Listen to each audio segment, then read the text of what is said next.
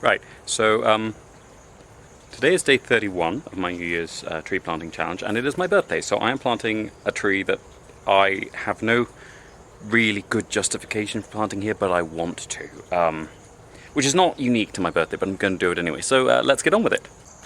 Right, so when I say today's plant is not that I don't have a good use for it, that is not to say it's not useful. So it is useful. So please meet Colophospermum Mopani, which is sometimes called a butterfly bush or just Mopani.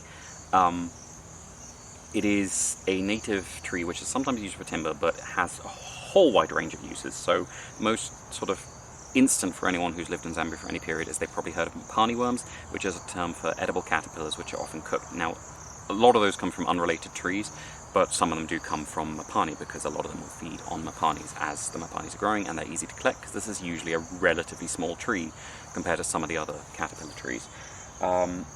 They are also, as a legume, they're a nitrogen fixer. They are a very shallow-rooted legume, so they tend to be really good for soil stabilization and for sort of rehabilitating very polluted soils, or very salty soils in some cases. They have very low rainfall requirements, so they can be used in very dry areas to sort of reintroduce forest. We're actually at the wet end of their rainfall end. We're also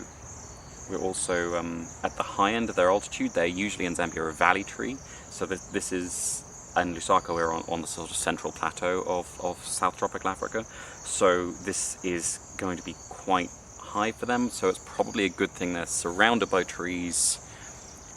Even though they don't like shade, this should keep them from getting too frosty, which they are not keen on. So in with them, I'm putting the usual Aloe Cameroni because I really wanted to put in a look that I've seen them growing in Eastern Province, which is basically where you have very disturbed woodlands with a lot of livestock grazing. You get this extraordinary landscape where you get just clusters of aloes with Mopani trees just growing up through the middle, because where the aloes grow, basically the seedlings can slowly come up, and then there's no sort of threat to them from goats, from grazing, and from trampling. With the first one, I'm putting one which, if it does enter Zambia, it will be in the same area, which is the bushveld pig's ear, Cotyledon barbaei, I think it's barbaei.